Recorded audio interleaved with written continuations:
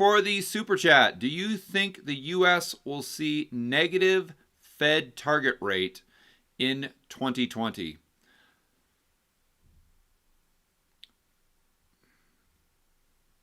Most likely.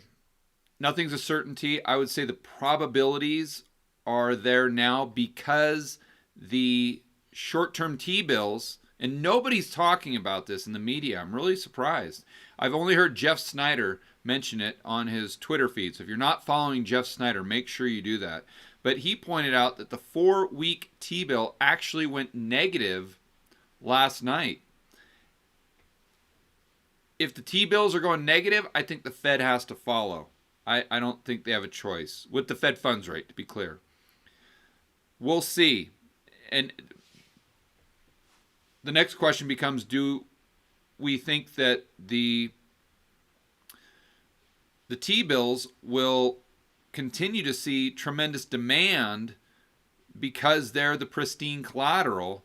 And as long as we're having the issues with the CERVEZA sickness, I think the answer there is definitely yes.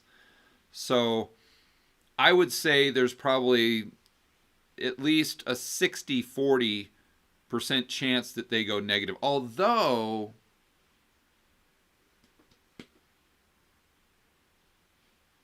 yeah, because I think they've got to follow the short end of the yield curve. I'd have to think that through.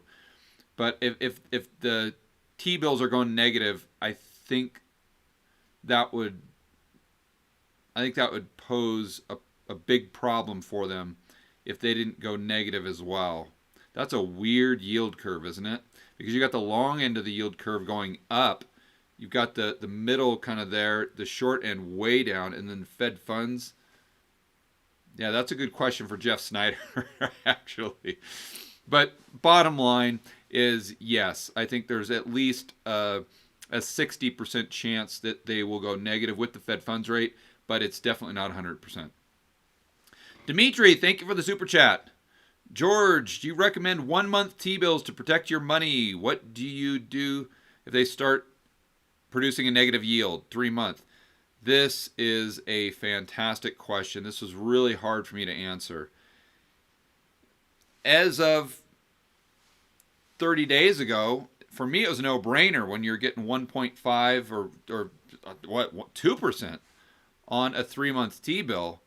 Now, if it goes negative, that's a whole different ballgame. What are your options? I think it depends on how much I had. So I definitely don't want more than $250 in an individual bank account because I'm not going to be covered with FDIC. As you guys know, I'm not a big fan of FDIC. I don't think you should put your confidence, because they've only got $100 billion to insure $10 trillion in deposits. That doesn't make me feel any better. I do think they'd get a bailout, but I don't want to gamble on that. So that's why I preferred short-term treasuries or T-bills. But with a negative yield, I think if I had under 250, especially like under 100, I'd rather have that in a checking account. If I have over 250, maybe I keep a bit in the checking account and keep the rest in the T-bills. But unfortunately, it's an impossible question to answer because there's just no good solutions. It's just either you pick the terrible route or the horrible route. It's just the Fed. They put us into this position where the only alternative is to lose money. It's just, or take way too much risk. Just terrible. Figuring out money. Thank you for the super chat. Can you talk about the correlation between the gold-silver ratio and the Fed balance sheet chart? I discussed this recently and want your input. I've spoken to Rick Rule and Peter Schiff. They have different views on this. Rick is under the belief that the gold-silver ratio really doesn't affect the price. It's really not a leading indicator. Schiff thinks that it may be. And this is per my interviews that I've done with them in the past. Peter's will be out this weekend on Saturday, the full interview. But Rick's, you can see that's already up on the YouTube channel.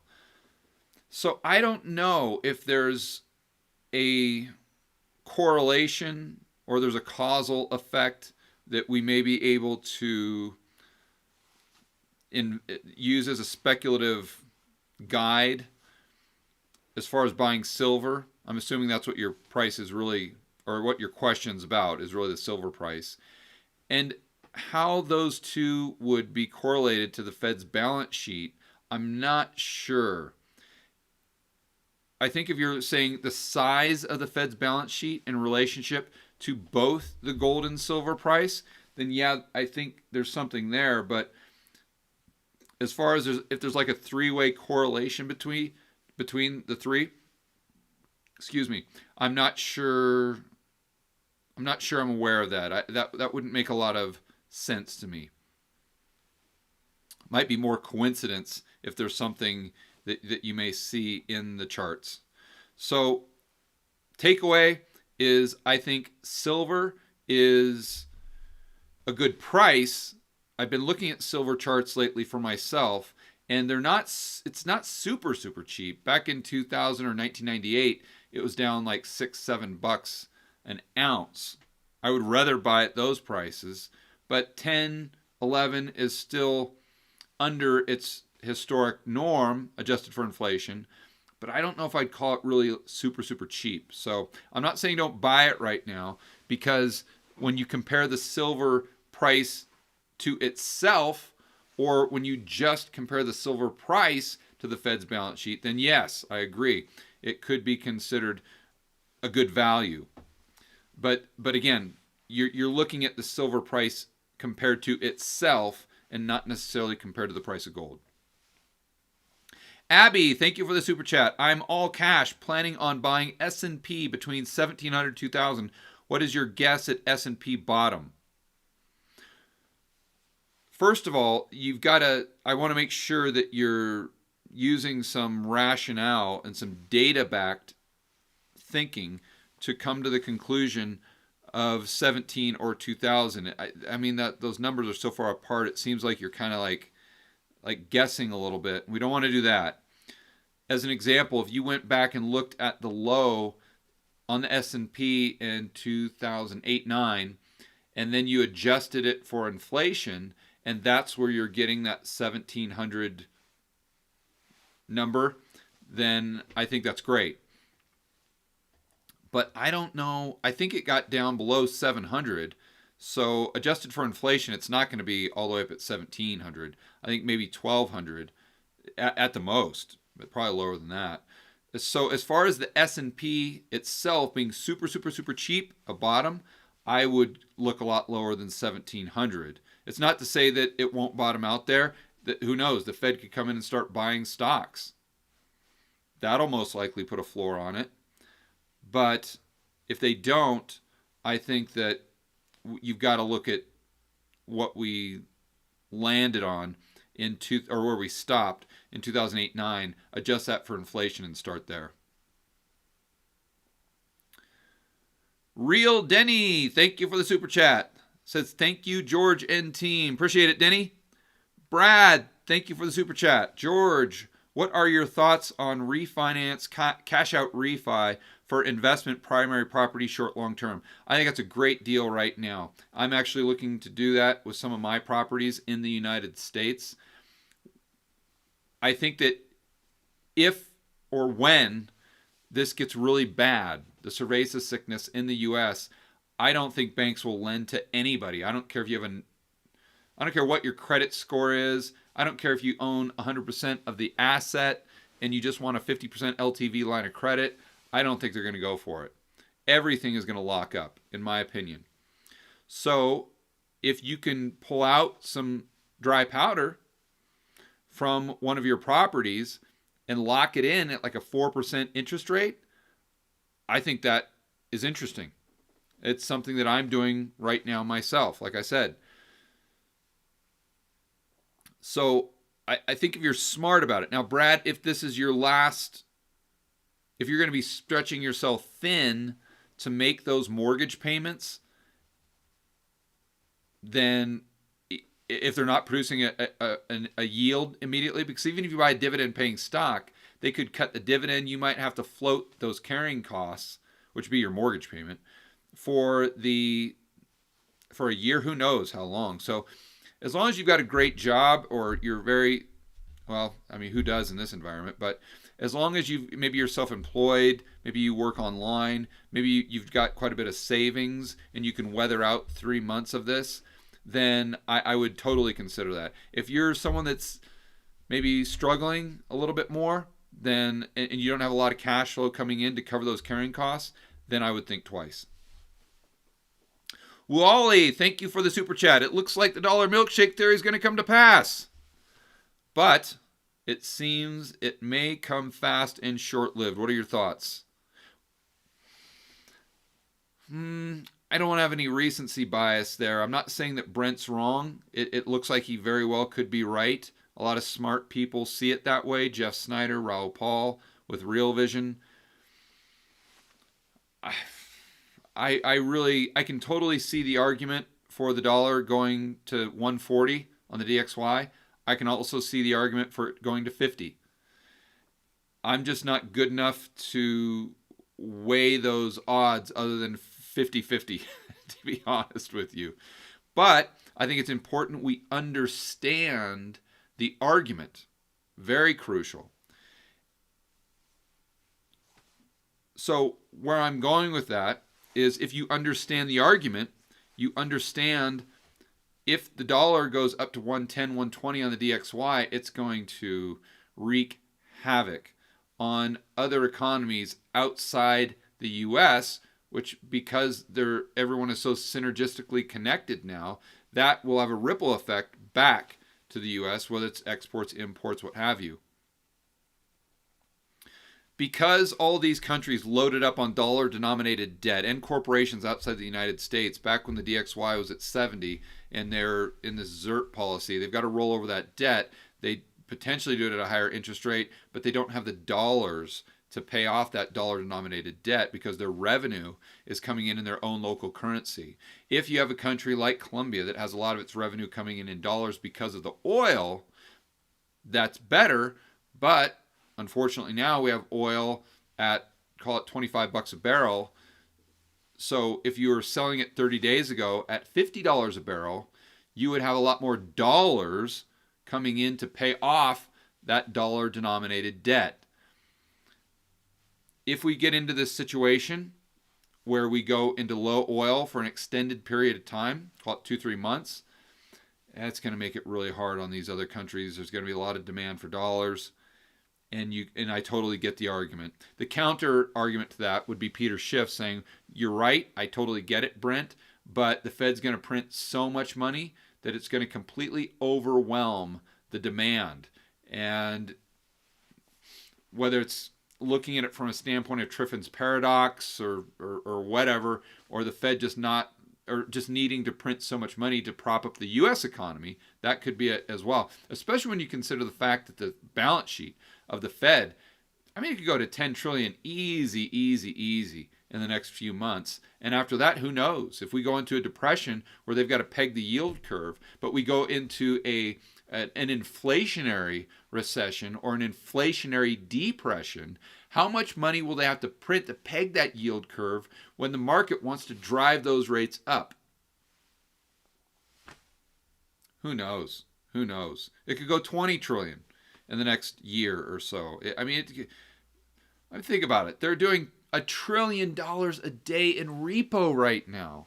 And I know that's not getting out into the market. Let me be clear. They're not injecting that, but they're committing.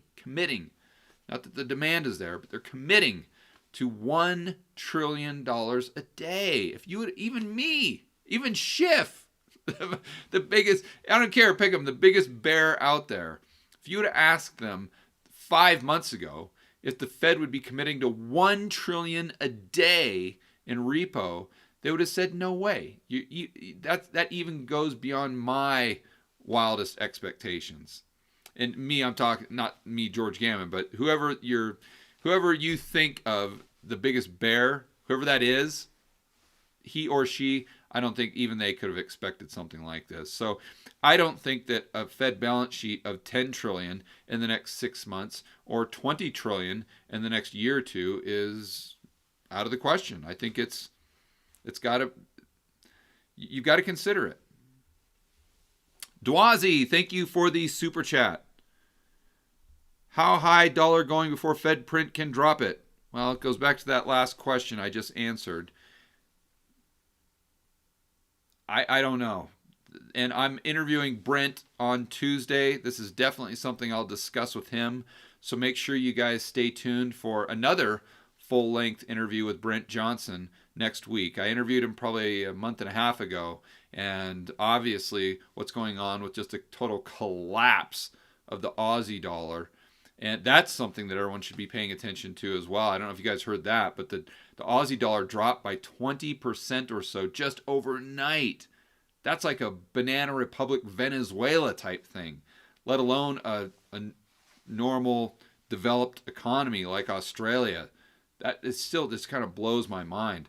But this could really get out of hand. I mean, we could see things in the next month that we never ever thought we'd see, just like the last 2 or 3 weeks. But as far as on the DXY, I don't know, buddy. I think, I mean, if it's getting up to 110, 120, that's putting a lot of stress on the worldwide economy. And at that point, they may come in with like a Plaza Accord 2.0, where the Fed has to go into the currency markets and just flood them to get the dollar down. Smash Brother, oh, excuse me, Mr. Fusion, thank you for the super chat. When is a good time to buy hotel, MGM, sands, casinos, cruise lines, stocks? At these prices, it feels like stealing money. I agree long term. What I'm hesitant about is if they can stay in business. Remember, Sands almost went BK, belly up, in 2009. I mean, I think their share price was like $1, if I'm not mistaken, but they were right on the cusp. And I think this CERVEZA sickness is going to be even harder on them. If I was dabbling in the casino stocks, I would look at who has the most exposure to Macau, and I would be more likely to pull the trigger on one of those, and I think that would be Las Vegas Sands. Not only that, they've got big exposure in Singapore. I've stayed at their hotel, the Marina Bay Sands, there quite often. They do a ton of business, and Singapore's, I don't want to say they're back to normal, but they're not shutting down their economy. So there's going to be people there gambling. Macau, I think that China, hopefully if they don't get a second wave of this, they're going to be back to spending money a lot faster than the United States. So if you're like a Caesars or an MGM who has exposure to China, but their bread and butter is really Vegas, I would shy away from those for sure. The cruise lines, again, you got to worry about them going bankrupt. Do they get a bailout? I wouldn't bet on it. I still have them on a watch list. I would wait. I'm personally waiting until I see some sort of catalyst that can move the narrative for the CERVEZA sickness in the United States in a different direction. And right now, I don't see that. Smash Brothers, thank you for the super chats. What's your take on the airline stocks? Airlines are a necessity, not like a cruise operator. I'm concerned about government bailout diluting shares. Yeah, I don't like the airline stocks too much. And I know they're cheap or will be cheap. Even if they stay in business, I think they're going to need a bailout. And that bailout is going to come with some really crazy stipulations from the government. And I think Schiff is right on the money here, that it's going to make them less competitive in the future. And I don't want to be a part of that. And airline stocks are notoriously bad. So I'd rather look into oil than airline stocks. RW, thank you for the super chat. How will Friday upcoming triple witching hour impact the stock market? The triple witching hour. I think you're talking about the Fed. I think I saw that in a news article. What were they referring to? I think it has something to do with the repo and all these markets converging at once where they're committing to all this money. I think that's what it is. Actually, I'm on this QuickTime player. If I was on the live stream, I'd try to shoot over and figure that out really quick. I don't actually. You know what I can do? I can do that. Let me just go over. I'm sure it will still record. I'm going to go Fed triple.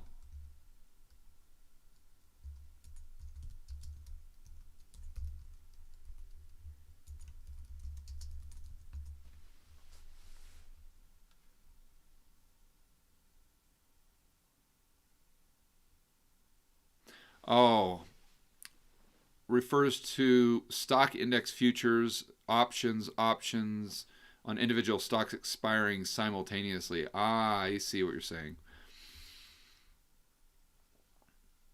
I don't think that's going to be a big issue this time because the Fed has just committed to trillions and trillions and trillions and trillions and trillions and quadrillions of dollars in liquidity, and they're setting up all of these four-letter acronyms with the primary dealers, and they're dropping the discount window. So that means that the non-primary dealers can access it. So I don't see that being an issue. I think that's my short answer. I could be wrong, though. But I would say with 60-70% confidence, I don't really see that being too much of an issue.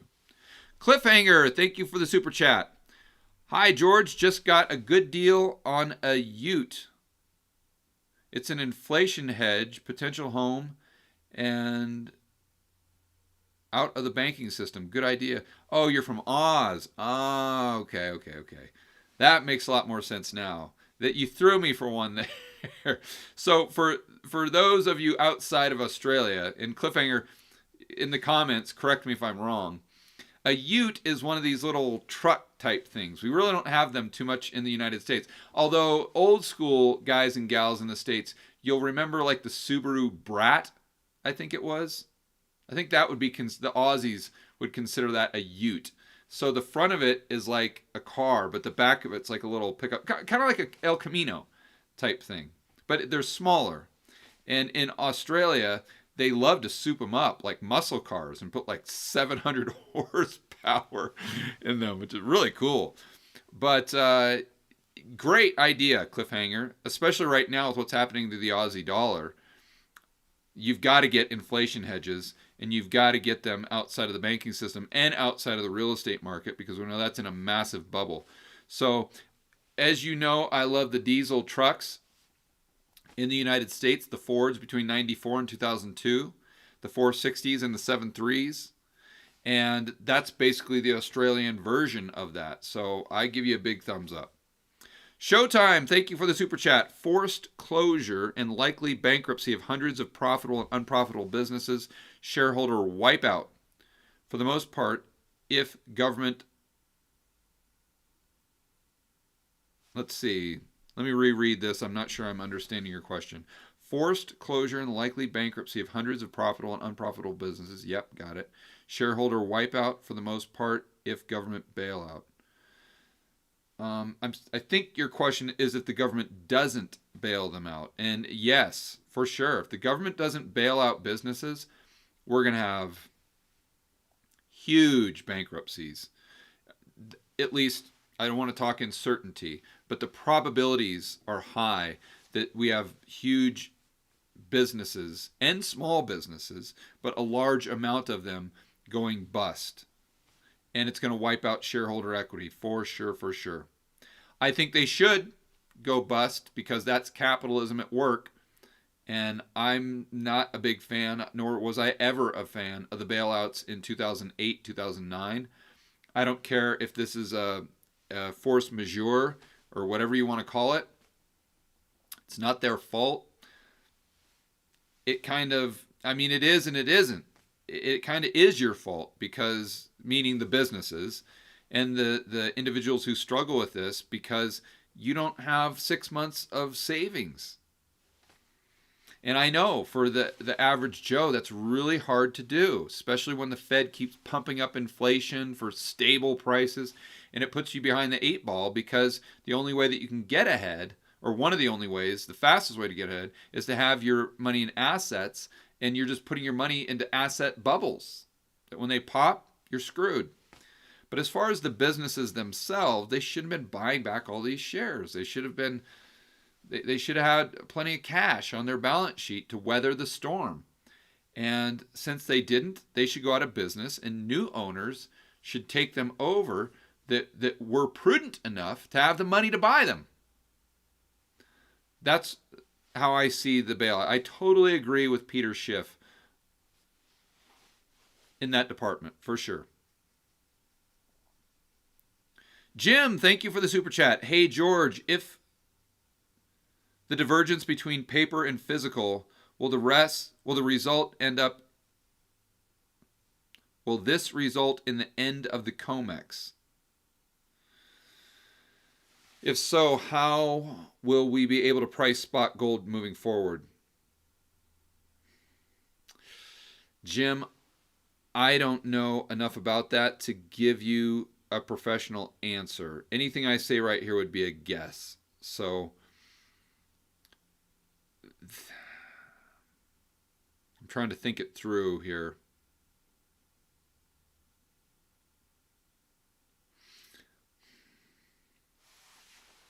I don't think it's the end of the COMEX.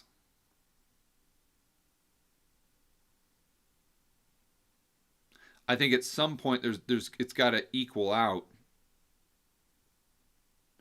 But I don't think it would be the end. So I think that I'm going to go with that question. But keep in mind, Jim, I'm not an expert on anything for that matter. Keep in mind, guys, I almost flunked out of high school, never taken an econ class or a finance class. I'm just all self-taught. So I am literally not an expert at anything except for maybe real estate business. But I would try to do some research with some people who know that better than I do, Jim.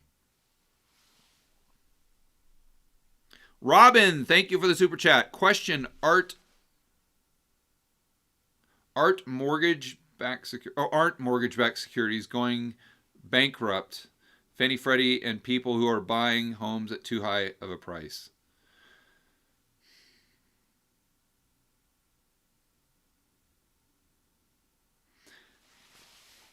Robin, keep in mind that even if the MBSs struggle and we have defaults,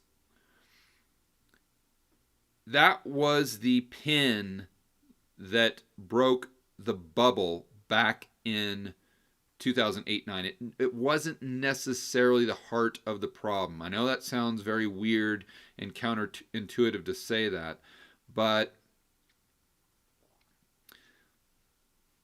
there was a lot of underlying flaws in the system that created the last financial crisis. And the mortgage-backed securities, that was the catalyst. So I don't want to get too fixated on them right now. That said, I totally agree with what you're saying. People are paying way too high a price for homes, especially in markets on the coast where they're paying higher prices than they did in 2006-07, adjusted for inflation. If those come crashing down, is there going to be... I don't know if they go...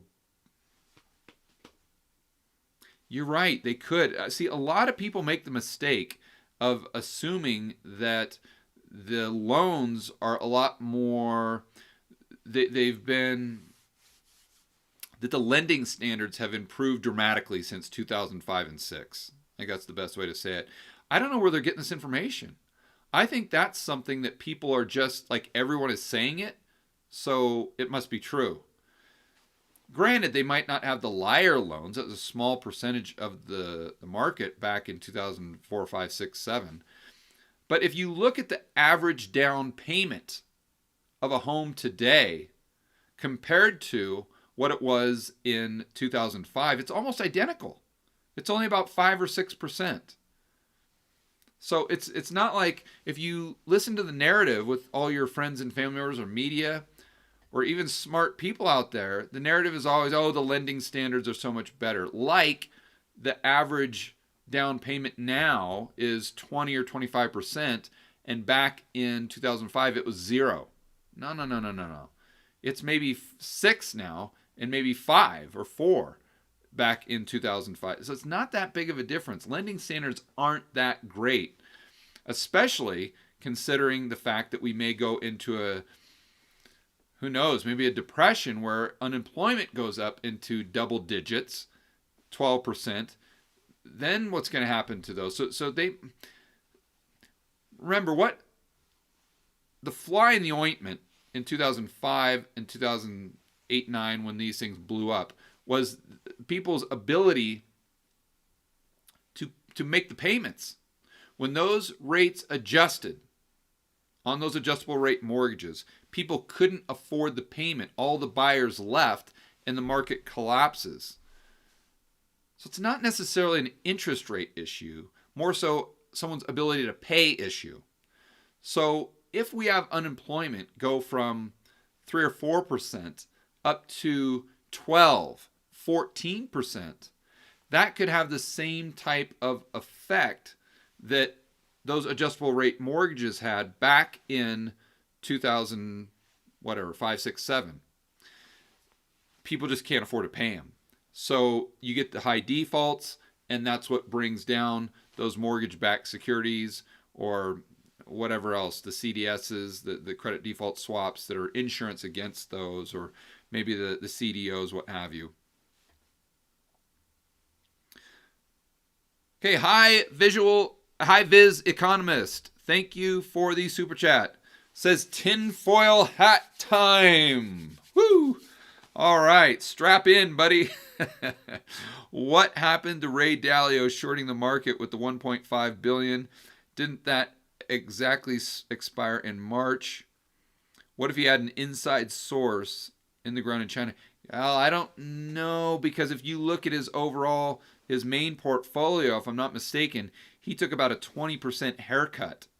So if he had insider information, he sure didn't take advantage of it. Although he probably made a ton on the, I'm guessing he had puts maybe, something like that, on the S&P with the 1.5 billion. Whatever it was, it didn't compensate for the losses that he had in the other areas of his portfolio. From what I've seen in the headlines, I haven't researched it extensively, but I think he took a big haircut. So, although you're insinuating that he may have had some insider information with China, that very well could be true. I know that I watched a lot of the interviews from Davos, or whatever the goofy convention was that all the rich people or the billionaires and CEOs, maybe 2 months ago. And I heard guys like Dalio mention the coronavirus. So I don't know if he had insider information or he just had people on the ground and he was just paying attention to it. He got that information first and was warned about it. And therefore, that was the rationale behind that $1.5 billion bet. But obviously, he didn't pay enough attention to it. Polonius, thank you for the super chat. When will gold silver see a boom? Well, I mean, who knows on the timing? We have to look at the 5-year, 10-year time horizon. And I'm pretty confident that gold and silver will be higher in 5 or 10 years. Will it be higher in real terms? I don't know. Could just keep up with inflation. That's something you've got to consider. And going back to my insurance policy, gold, in my opinion, isn't a way to get rich. It's a way to stay rich.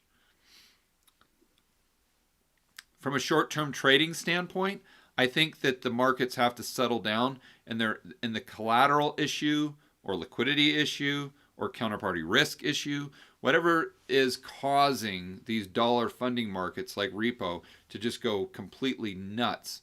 That needs to settle down before I think gold will really catch a bid. And I think once it does settle down, whether that's a week, a month, 6 months, I don't know, and people don't have to continually sell their gold for whether it's a margin call or to come up with liquidity because they don't have any other collateral.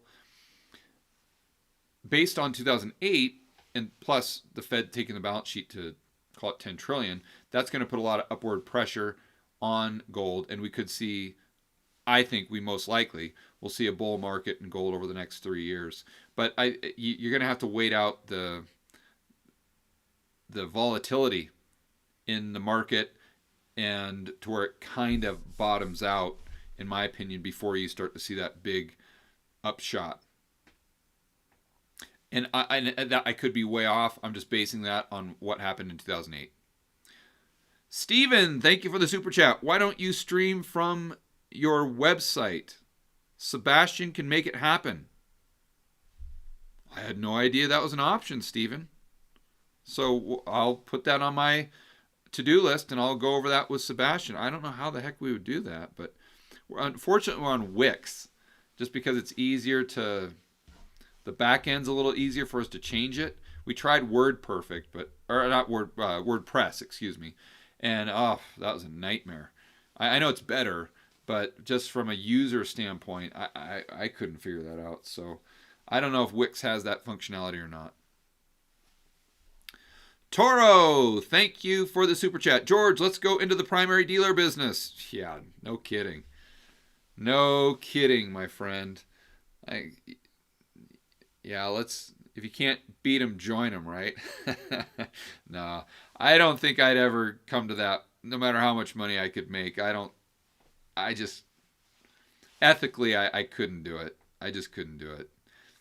I just couldn't stand waking up every morning knowing that I was helping to facilitate the actions of the Fed, which are at the core of so many problems we have in the United States. I couldn't do it. But that's it for now, guys. This is kind of my third live stream. I did the first one that did not work out because of technical issues. I did part 1 of the super chats. This is part 2. If you didn't see part 1 of the super chats, make sure you check that out. I'm going to upload both these videos right now. They're just very simple, quick time. We haven't had a chance to edit them, so hopefully they're watchable. And just as a reminder, tomorrow we're going to have another makeshift whiteboard video. We've got all the employees at home to keep them safe with their families during this time where we're kind of waiting out the CERVEZA sickness. And we're going to have a great clip from Schiff in there. I'm going to talk about everything that's going on at the Fed, potential inflation, and how that may play out. And then on Saturday, remember to look for the full-length interview with Peter Schiff, about 45 minutes of some questions that I think you guys are really going to like, because they're questions that I don't think other people have really asked, and I get some fantastic answers from Peter that really show how well he truly understands what's going on with the entire economy.